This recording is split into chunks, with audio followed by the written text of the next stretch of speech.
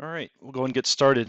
I would like to thank everybody for taking time out of their busy schedules to join us on our webinar entitled Uncover the Benefits of BIM for Buried Structures. My name is Glenn Hutchinson. I am your host. Along with me is Frank Holes. Just a little bit on the housekeeping. First off, this webinar is being recorded. You can go to allplan.com, go to Learning, and then down to Recorded Webinars to see all of our recorded webinars. All attendees have been muted. Please go ahead and type in your questions here on the panel, and we will get to them during the Q&A. Also, at the end of this webinar, there is a very short survey. We would really appreciate it if you guys could just spend a couple of minutes and go through that survey for us. It'll really help us out. Really appreciate it. For our future ALLPLAN webinars, our next webinar is going to be entitled Conceptual Design, Great Bridges Begin with Great Models. That's going to be aired on February 21st at 1 p.m. And to register, again, you can just go to allplan.com, go to Learning, and then go to Live Webinars, and you'll see a list of all of our upcoming webinars. Just real quick on the agenda, I'll do a really short introduction about ALLPLAN and Nemetschek Group, as well as Frank will get into the modeling and detailing side, go over some deliverables, as well as talk about the Ericsson culvert and ALLPLAN integration. At the end, we will have some questions and answers. So again, just type in those questions as you have them, and we will get to those at the end. And then we'll have a wrap up. So for an introduction, my name is Glenn Hutchinson, and I have been in the precast industry for the past 16 years, with 12 of those years selling precast BIM solutions into the North American and Middle East markets. During this time, I have helped my customers achieve the ability to bid, produce, and erect their precast projects by supporting customers in the ever-changing landscape of interoperability. Please feel free to connect with me on LinkedIn. It's a great way to connect and see my industry-specific topics that I post, and it would be great to have you all as a professional contact. Frank Holes is one of our senior technical consultants and has a master's degree in civil engineering from the University of South Florida. Go Bulls! He has 7 years experience in precast building and bridge design, as well as 3 years developing, supporting, and selling engineering software to the precast industry. I also encourage you to follow Frank on LinkedIn. So ALLPLAN is part of the Nemetschek Group. Most likely don't really recognize the Nemetschek brand, but we are actually changing that. Founded over 50 years ago by Professor Nemetschek in Munich, Germany, Nemetschek started as a small civil engineering firm dabbling in engineering software applications. The company grew throughout the 20th century, saturating the German market and ultimately providing a complete AEC product package. During the 21st century, Nemetschek formed a financial holding company and ventured out on a path to expansion with the acquisitions of numerous software providers across the globe. Each brand has retained their name in an effort to encourage product specialization. You may recognize some of the Nemetschek brands like Bluebeam, for instance, RISA, SDS2, Celebri, and Graphisoft's ArchiCAD. Nemetschek is located in over 60 locations and in 40 countries across the globe with 16 strong brands, 2.3 million users, and approximately 2,000 employees. Nemetschek is continuing to grow rapidly with our strong brand influences. So who is ALLPLAN? Now that we've talked about Nemetschek, our parent company. ALLPLAN is a leading AEC software provider for over 30 years now and offers a comprehensive BIM solutions to the AEC industry. We are the founders of the Open BIM initiative, which allows our solution to integrate with many other software providers. ALLPLAN has 400 employees in 9 countries with over 240,000 users in 41 countries, as well as supports 20 languages. Over the years, there have been many bridges completed using ALLPLAN, from rail to highway and pedestrian bridges using steel, cast in place, or even precast. Basically, if you can imagine it, we can model it and then reinforce it. We also focus on heavy civil projects, as you can see here with some of these tunneling projects. The amount of complex reinforcement is simply astounding. Speaking of reinforcement, you can see here the different types and shapes of bars that can easily be modeled using the ALLPLAN solution. We have created tools that are specifically tailored to how the rebar detailer works and support the workflows of rebar detailers and rebar fabricators. And finally, precast.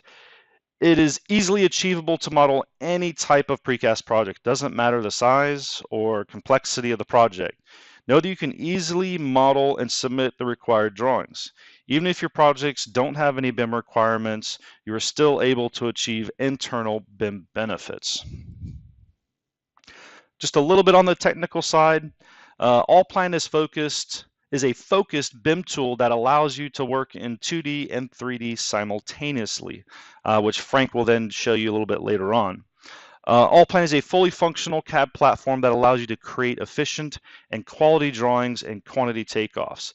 It is a focused 2D and 3D rebar detailing tool for not only precast, but for cast in place as well. You are able to drastically reduce RFIs and conflicts, as well as two-way integration with A&D applications, which allows you to work efficiently between engineers and detailers.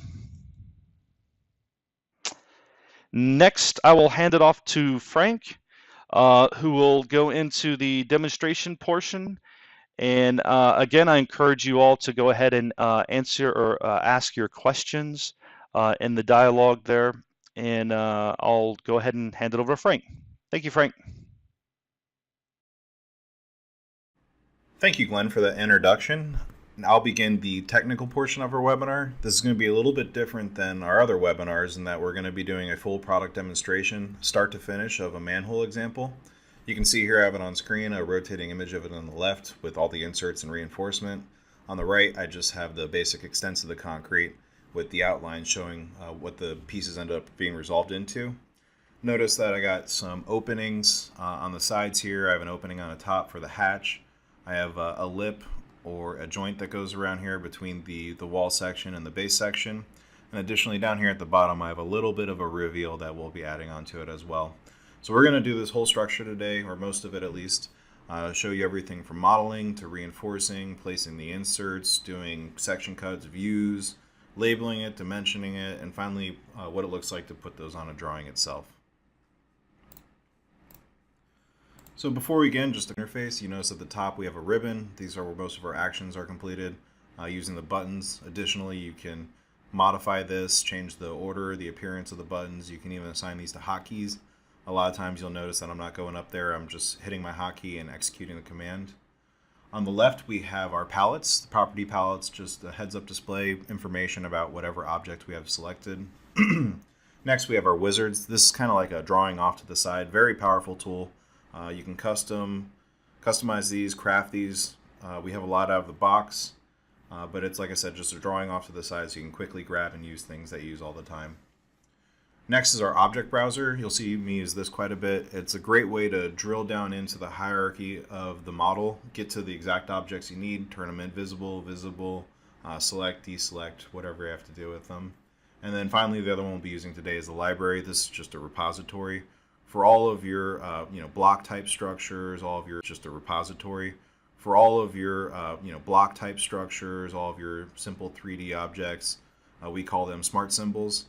They're really powerful. You can put it in there, it can detect what the view scale is and automatically adjust hatching or anything else you need in order to make those drawings look exactly the way you want them to. So very powerful stuff. With that said, we'll jump right into the presentation. We're going to start by creating the walls. That's as simple as just drawing some rectangles in plan. I'm going to draw first the outer rectangle for the outer side of the wall, and then the inner rectangle for the inside of the wall. And then I will convert that to a 3D surface that then I can then extrude. And it's just as simple as selecting it. I can do it by mouse click, or I can enter exact height in, which I will choose to do here. Next, I'm placing the slab. That's just as simple as drawing a box on the structure and specifying a height. Next, I'll do the top slab. I'm going to do a little different than the rest. I just wanted to show that you can work both in 2D and 3D. But honestly, a lot of times it makes sense to work in 2D, not just because that's how everybody thinks and what they're used to doing. It's the talent of our current labor pool here in the precast industry. But a lot of times it just makes sense to work in 2D. I mean, your screen is in 2D, your drawings are in 2D, your sections are in 2D. A lot of times it's just easier and it makes more sense to work in those 2D views. but you still have the option of working inside of your 3D view. What we're trying to do here at ALLPLAN is turn a lot of drafters into modelers without too much training in between. So they can get right in here and they can work in ways that are familiar with them. But at the end of the day, now they're creating a 3D model instead of just 2D lines on paper, which is a really powerful thing to do. I'm going to go into the object browser, and I'm actually going to turn off my top slab because I want to go ahead and stretch the top of my walls down a little bit. They're going to intersect the top slab, but just like a little bit to create a drop key. So now you can see that this top slab and the walls are overlapping a little bit. We're going to cut the top slab using the walls, and we're going to see that that's going to create our drop key for us. Gives us a nice little lip there. Next, we're going to use our Boolean union tool, and this is going to take the walls and the base slab and turn those into one continuous piece of precast, which is not the final product. The final product actually has the walls and a base, and those are separated by a joint with the lip, as we saw before. And so you can see here I've just positioned that joint in 2D, so now I have it exactly where I want it. And then again, I'll do the same with the reveal, just as simple as drawing a little rectangle here. Again, this is a lot like the stuff you're already doing. You're already drawing your reveals and your joints in your 2D sections, but now with ALLPLAN, providing just a little bit more information, clicking just a few more times, you get a full 3D model out of it. So now that I have the profiles placed, I'm going to put a path that I can follow, and this is because we're going to be using a tool called Sweep Along Path, and it's just as simple as providing a profile and a path, and you get a 3D object out as a return. So here I select the profile path. So here I select the profile path. Again, for the reveal, a profile and a path. And now I have these 3D solids that I can use to actually go in and cut out my section. Now that joint is actually going to split the structure, the current 3D model, right in half. And ALLPLAN's smart. It knows that it asked me if I want to resolve those into individual 3D elements. I can choose to have a single element that's non-contiguous, so it's multiple pieces, but it's one object in the sense that I can click on it and perform actions on it. But these are separate pieces of precast, so I'm actually going to go ahead and resolve those into individual elements. Now when I move my mouse around the structure and highlight it, you can see that I have three unique, separate individual pieces available.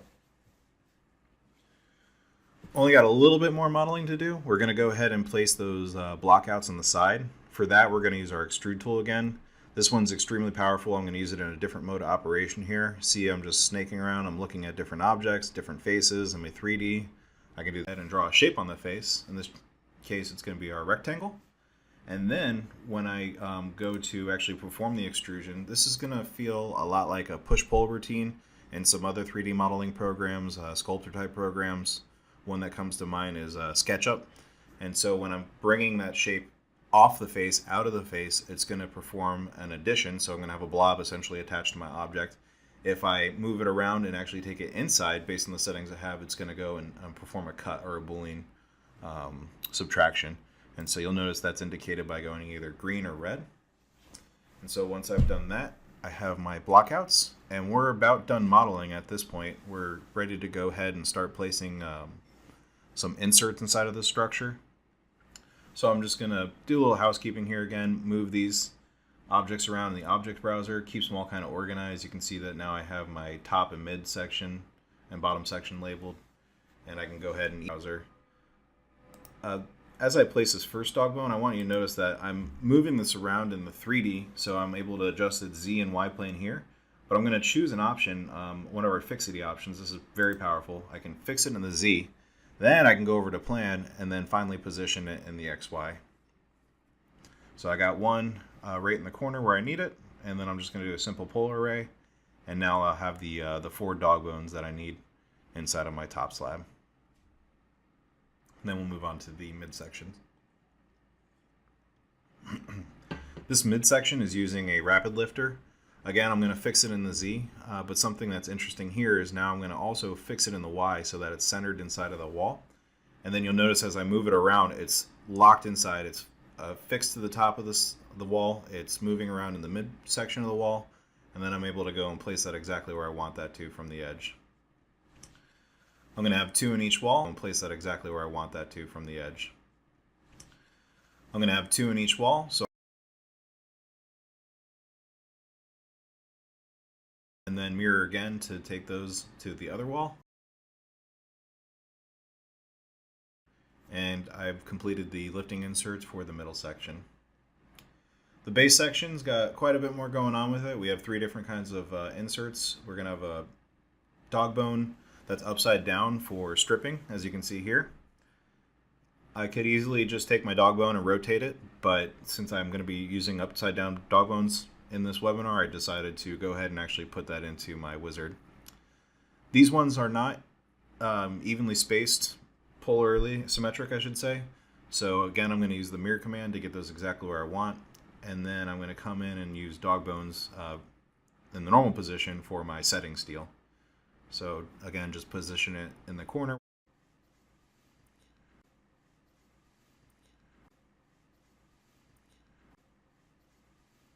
And then perform a polar array in order to get the rest of those fleshed out for me. Finally, the last piece of steel is some pull steel. This is just for nudging your structure into place where you need it. These are important because they're going to interfere with our reinforcement that we place later.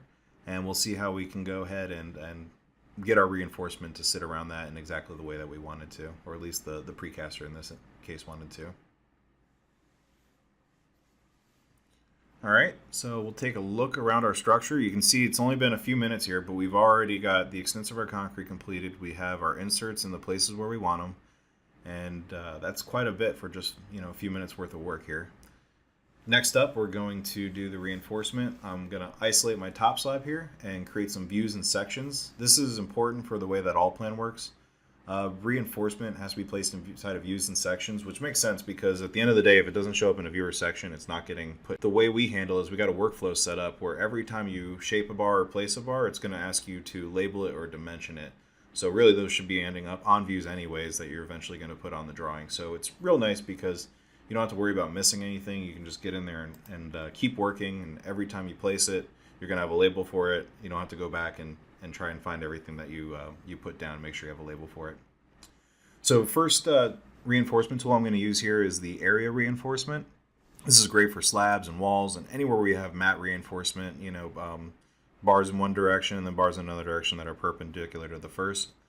You can do, of course, any direction that you want, but those are the typical ones. I can use what we call an area detection tool. It's great for large irregular structures, but something here where I have a simple rectangular prismatic structure, I'm just going to go ahead and specify the placement polygon myself as a rectangle. Notice that it's pulling all the information from the drawing for me as a rectangle.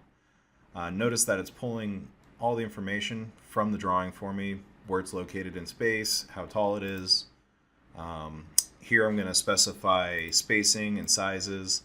Additionally, I can specify maximum bar length and splice lengths. If you have a very large slab, you're going to have a maximum bar length. Sometimes that gets exceeded. ALLPLAN will automatically go in there, cut your bar, perform the splice, and you can just keep working. It's going to do that automatically for you. And we'll see how you can do benching here. You can do horizontal or vertical benching, cut down the number of bar marks. If you do elect to use the splicing, you can automatically have it stagger the laps. You can choose which direction they start from. So all of that is available to you. Very powerful stuff, but we won't be looking at it too much today. So as I mentioned, once you place the steel, it's going to go ahead and ask you to dimension it. And then after that, you're ready to place the next one. Here, I don't have to go back and place a placing polygon match. So I'm going to match the first one. It's going to tick up the cover by a bar diameter and automatically rotate the direction of the reinforcement by 90 degrees. So I only really have to hit OK twice to confirm the settings. Notice here that it's automatically grabbing a mark number for the bar, it's counting it, it's giving me the size and the spacing, and no matter where I update these bars, if I go to a schedule or a table or I go to another view, any of those places I can just work on the bars there. Any changes that I make, it's going to be reflected in this label, every other label, and every other schedule or drawing that it appears in. So very powerful. It really helps reduce the number of errors that you're going to see. So here we can see the bars are correctly positioned. Now we notice that there's no opening in this top slab. I neglected that on purpose. I wanted to show you how easy it is to make some different changes here. So I'm just going to hide some stuff, get it out of the way, and then I'm going to go ahead and actually place that hatch, and I'm going to specify the angle after I placed it. So here I've fixed it in the Z, I'm going to position it in XY, and then finally I'm going to choose its orientation or just specify 90 degrees as I've done here. Now once I've placed that, I can use this as sort of like a guide to go ahead and cut the opening that I need in my top slab. So here I'll just go ahead and put a rectangle and then do my extrusion, and now I've got the opening cut for that. So I can go ahead and turn all these inserts off, go back to my drawing, and I'm going to see now that my reinforcement is actually cutting through the opening. We have to update it so that it doesn't go through there. This is a bit of a philosophy. Some people would rather that it automatically cut those bars, but honestly it's just a couple of clicks, as we're going to see, and it's cutting those bars for you. So we're still leaving that decision up to the engineer to go and deliberately take that action to cut those bars, but it's just a matter of right click, adjust placing geometry, say that I want an opening, specify a cover, and then OK a couple of times, and now it's actually cut those bars for me. Again, in the opposite direction, just a couple clicks, and we have the bars held back at a 2-inch cover as we specified. So every bar is exactly where we want to place it. You can put any kind of opening in here, any kind of polygon, or even circles, you know. But what happens when there's a change to these? Sometimes in other industries more so maybe, but even the precast, the size of the opening might change. This rectangle might become a square or a different size rectangle. But even if it's not a rectangle anymore, you're going to see how I'm going to use our native CAD routines, namely the stretch, to come in here and just specifically move one of those corners. And we're going to see that as I stretch the extents of the concrete, all that reinforcement's coming along for the ride. It's holding back by 2 inches, which is exactly what we want. So we can see it's very powerful. All right, so next we're going to do some replacement and supplemental steel. First, we're going to start with the supplemental steel. This is just going to be using our straight bar routine, and we're going to be placing it at a 45-degree angle. Real powerful stuff, just a matter of specifying a cover, choosing a direction, and then choosing a length for it. And so this bar I know is 2.5 feet, and so I can dial in my offsets at each end, and then over here you'll notice that it's telling me that I have a 5-foot bar. And then of course, every time I shape a bar, it's going to ask me to label it. We'll see more of that later. Here I'm going to do a single placement. This is pretty interesting. I'm using one of our tools called Measure Tool, and so I can actually just go on. It's just like the dist command, the disk command in AutoCAD. You just select 2 points, and it's going to give you all kinds of information about how those 2 points are related. You know, what the angle is, what the change is, the total length of it. Here I wanted the delta X. It's going to be important. You'll see when I do the single placement, the total length of it. Here I wanted the delta X. It's going to be important. You'll see when I do the single placement. I can place it based on a center location or an edge location. I'm going to choose to do an edge location, and I know that I want it to be exactly apparently 2 foot 3 and 5/16 of an inch away from this edge. So I measured it. The nice thing is I can come in here, hit my copy button, select the value, and now I'm ready to place that or paste that into any dialog that I want. So here I can say that I just paste that right in. I can get that vertically aligned where I want it, and now it's placed my bar in that exact position. Again, notice a lot of work is occurring in the 2D. All the results are coming out in 3D as well. Now I'll make a copy of that bar 2 inches over, and then I'm going to use the mirror command because we need this to be symmetric about the opening. So I'll do a mirror command once to get the bars on that side, and then again just select both bars on this side and mirror it across. This is how you do the supplemental reinforcement. There's more types, pretty easy to do, but that just gives you an idea of how easy it is to work in these different objects and these different views.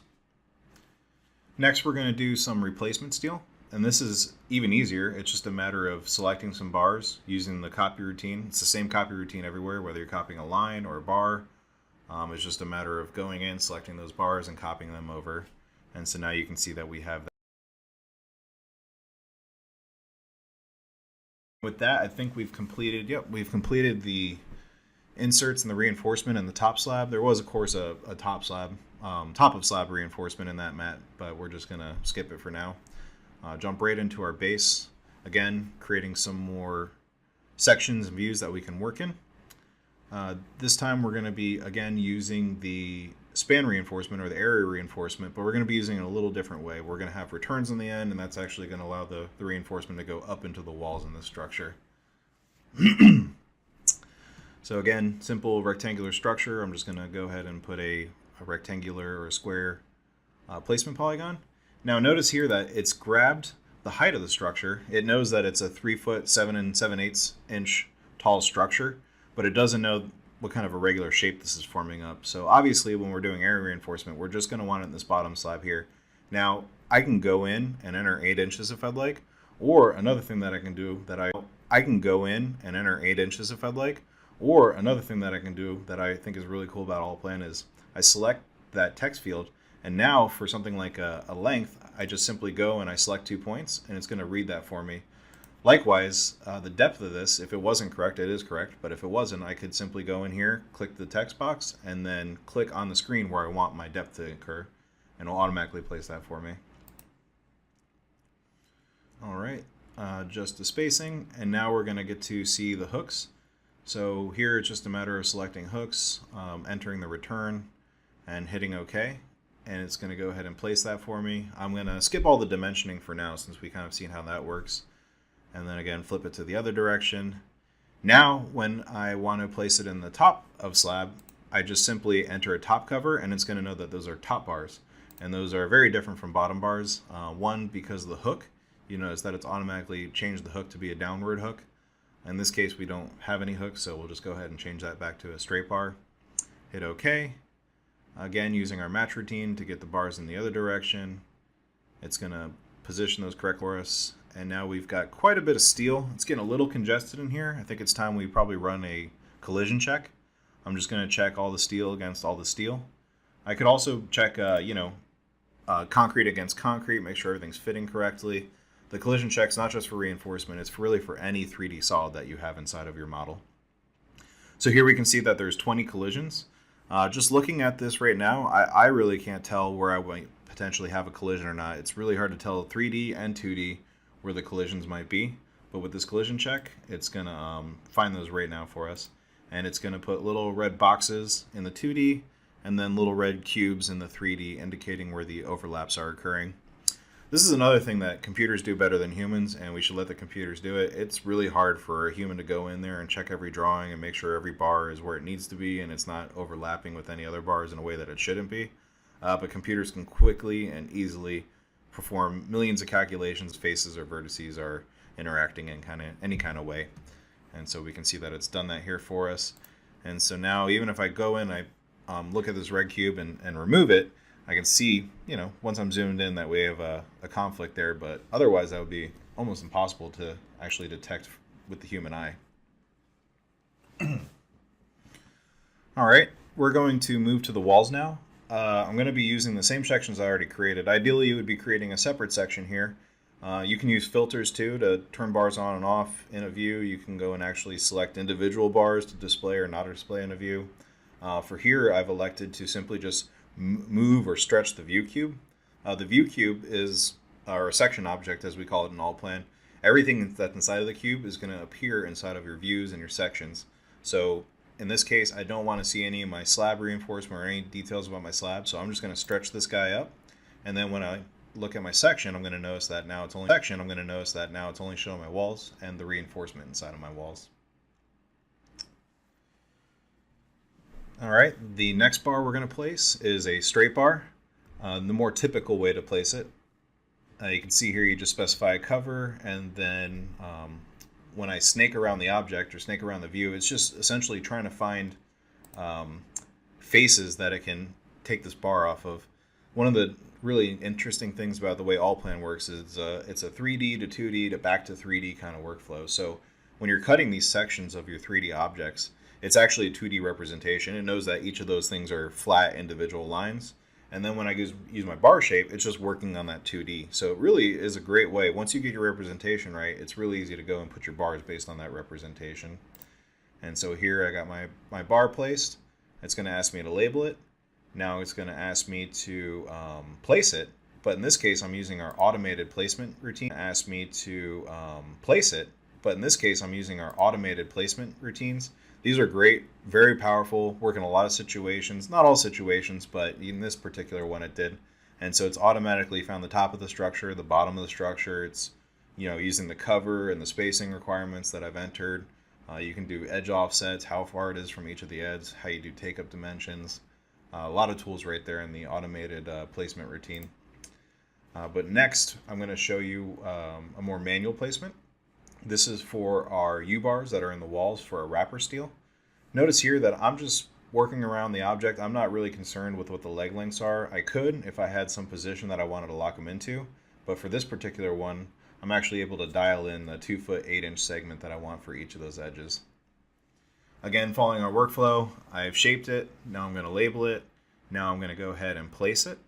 And then once I've placed it, it's going to actually ask me to dimension it. Changing my dimension type, I can go ahead and place that like so. And of course, the bar shape tool comes right back up. We don't need it anymore, so we'll flip over to our polar array command.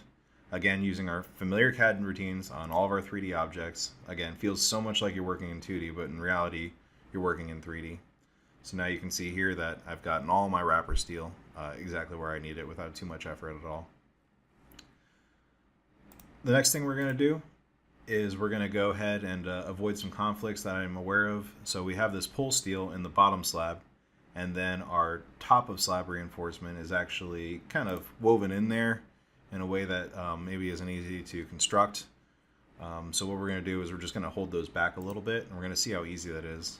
Again, our handy dandy stretch routine, just come in here, select the ends of our bars, move that out, and now you can see that we've just stretched those. And it's changed color because it's a different bar mark now, so when the shape of it's changed, it's going to need a different bar mark. Likewise, if you're only changing the spacing or copying things around but not changing the shape of it, it's going to keep it all the same bar mark number for you.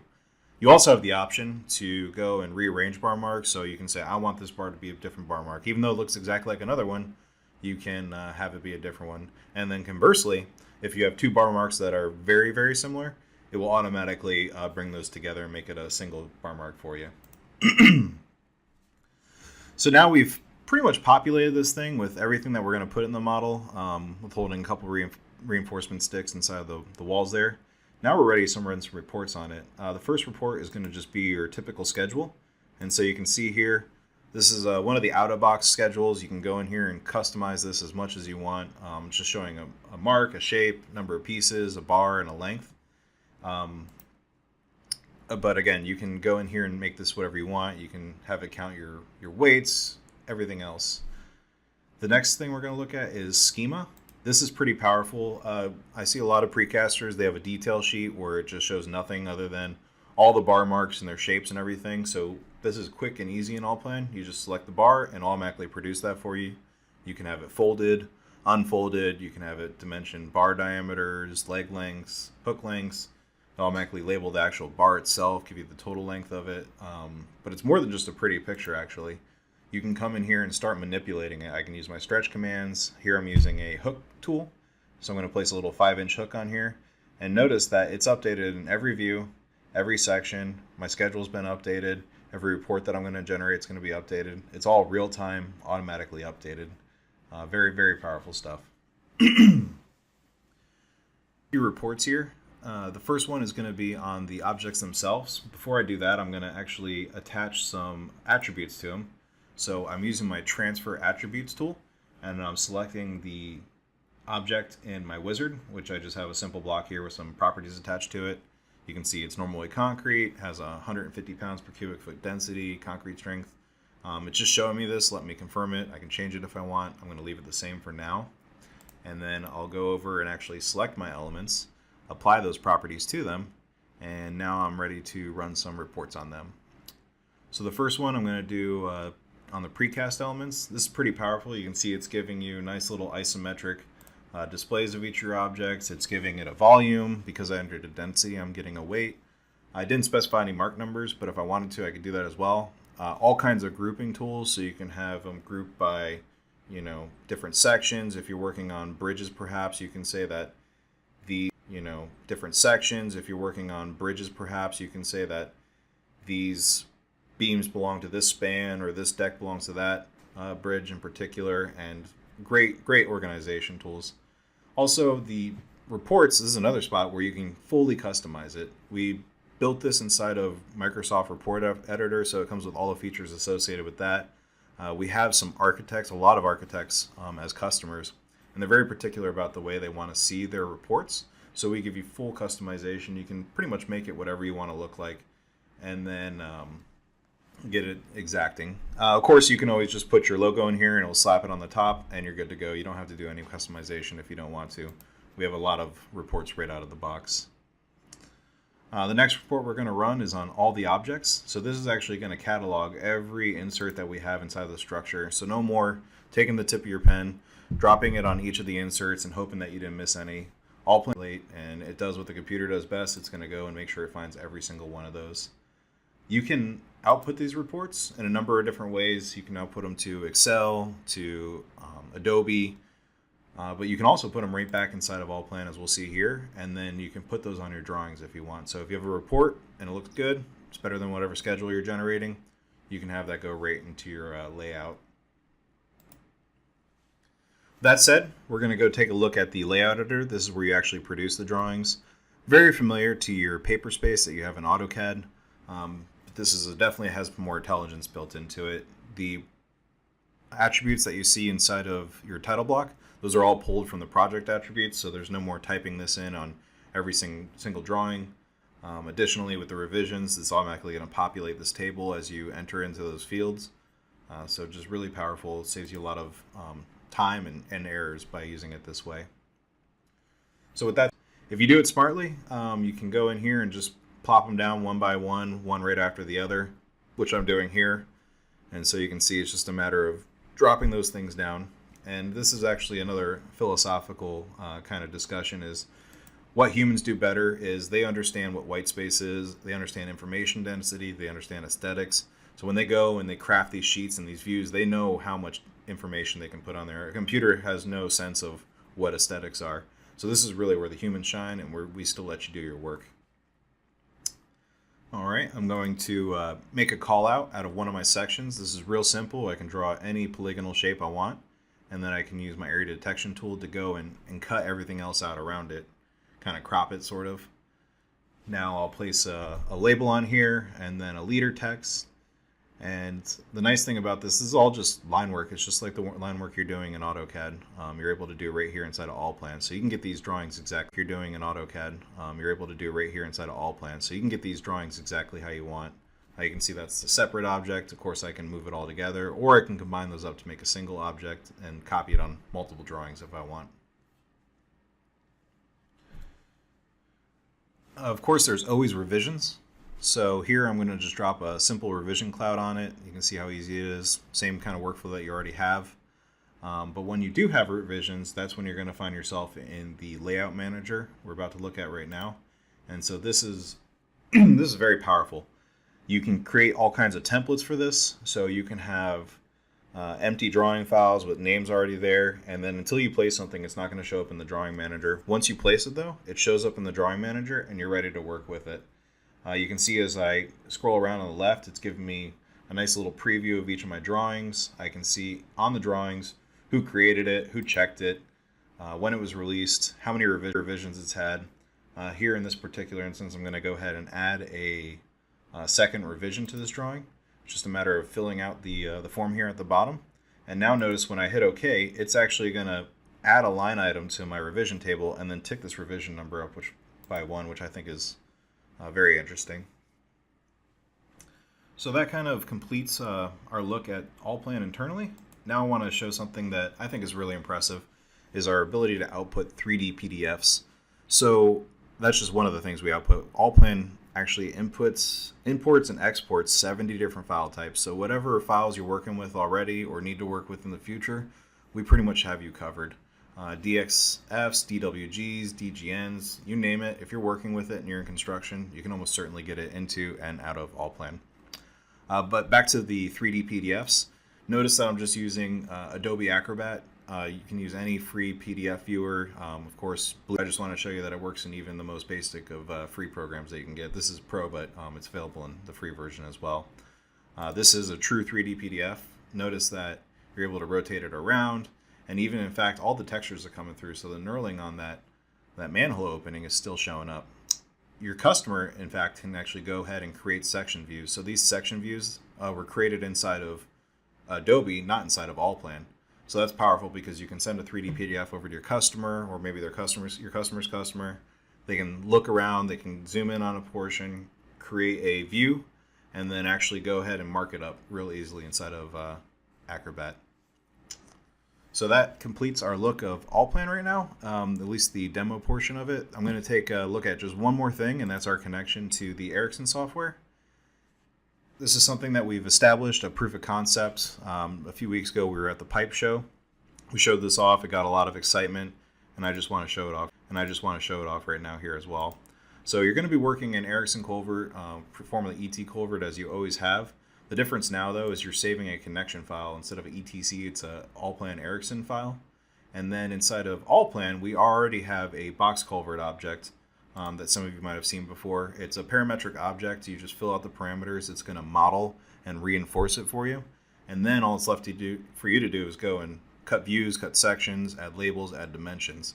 So it's already doing a lot of this for you. Now we've just kind of established a link with the culvert program, so that you can select that connection file, and it's going to basically populate all these parameters for you.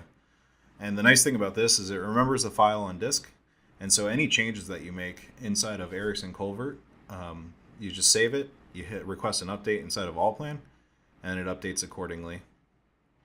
This is not just a one-way connection either, this is a two-way connection, so you can start with a box culvert object in ALLPLAN, two-way connection, so you can start with a box culvert object in ALLPLAN, save that file, open inside of Ericsson Culvert, perform your design and analysis, get your reinforcement, and then transfer that back over. It's not only getting the geometric information, but it's also getting the reinforcement information as well. So with that said, that completes our technical portion of this webinar. We're going to move now into the Q&A portion of the webinar. All right, looks like we already got quite a few questions here. I just want to say that if I don't answer your question during the webinar, you will be receiving an email after the webinar with a complete list of questions and answers, and also potentially somebody reaching out to you directly if we need to talk more about a specific question. All right, first question, are there tutorials and/or training available for ALLPLAN? There is. We have lots of material available online in the form of quick start guides, which are videos. Additionally, we have full training manuals to get you through the program, good introduction of it as well. Additionally, we provide personalized training either on-site, you come to us, or we can do something over the web. We have over 30 years combined of precast experience amongst our staff here, and so we're familiar with the structures that you're working on, and also if you have specific structures, you can send us those drawings and we'll help you get through them as well. Next up, do we have any other parametric tools? We do. There's lots of other Python parts that come right out of the box. We have ones for columns, walls, staircases, some that even do all the reinforcing for you automatically, like the one we had just seen with the culvert one that we had worked on recently. There's a lot of them that come right out of the box. Additionally, if you have any programming capabilities, you can create your own. Can I model odd shapes?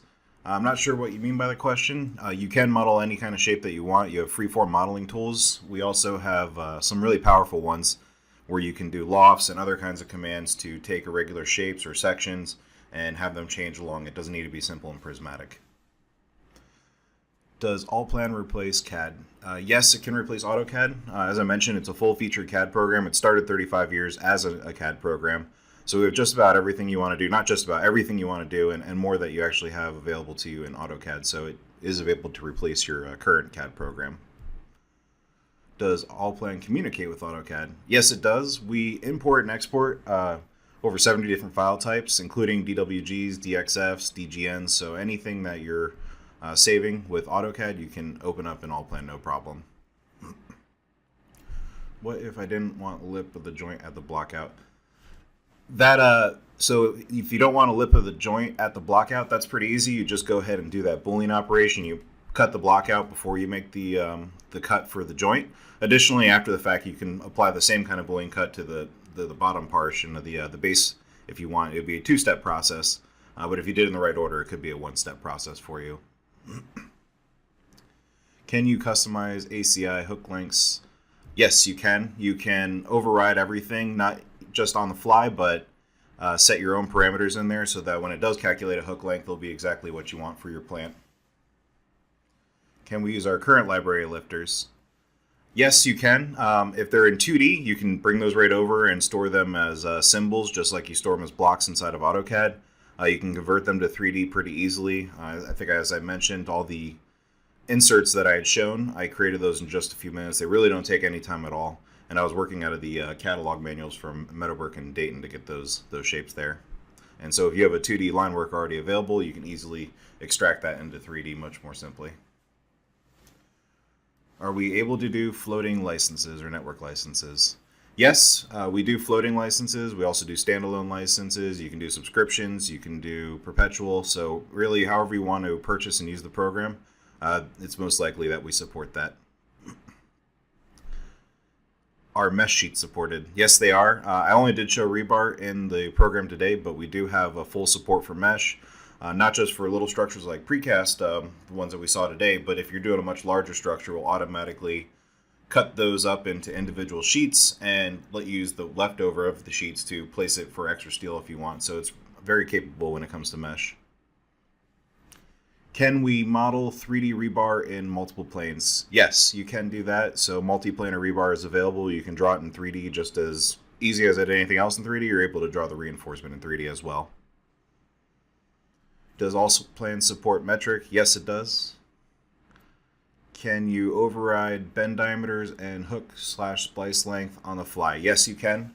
As I mentioned the other one, you can program it to come out the right way every time, or you can modify it on the fly if there's something you want to do that's specific to that structure. Can you calculate the center of gravity? Yes, you can. You can calculate it both in 2D and 3D. It's just as simple as hitting the center of gravity button, clicking the object, and then it will place a nice little poly line crosshair, 3D crosshair where your CG is, and then you can use that to position your lifters or anything else that you need to do. Does ALLPLAN include the additional weight of the hatch? Yes, it can if you want. It's up to you how you want to handle it. You can perhaps make a parameter where you enter that weight and then have it just calculated so that it shows up inside of the report. There's quite a few ways to handle that, but yes, the short answer is yes, it can include that additional weight. All right, we still got plenty more questions coming in, but we're gonna call it at this one. The last question is, do we handle pre-stressing? Yes, we do. We have quite a few different modules for pre-stressing, whether you're doing post-tensioning or pre-tensioning. You can do all kinds of 3D splines in order of your post-tensioning, and it will handle anchors on the head. And so yes, we fully support pre-stressing, both post-tensioning and pre-stressing. All right. Last couple notes. Just want to let you be aware that there's additional resources. I mentioned the tutorials. A lot of those are available on connect.allplan.com. It's free to register. Once you purchase the program, we'll give you a customer ID that you can input in there and get access to a whole lot more materials once you do purchase. And additionally, there's a lot of user-generated content. So our users are constantly making videos. They're posting them to YouTube, posting them on LinkedIn. If you follow me, you'd likely see them. You can also follow our company if you want to see more of those videos posted there. All right, looks like we're going to wrap it up. If you have any questions at all, don't hesitate to contact us at info.us@allplan.com. And also, we're going to give out a survey after the webinar. If you would just take a few minutes and answer those questions for us, we'd really appreciate it. Thank you, everybody, and you have a nice day.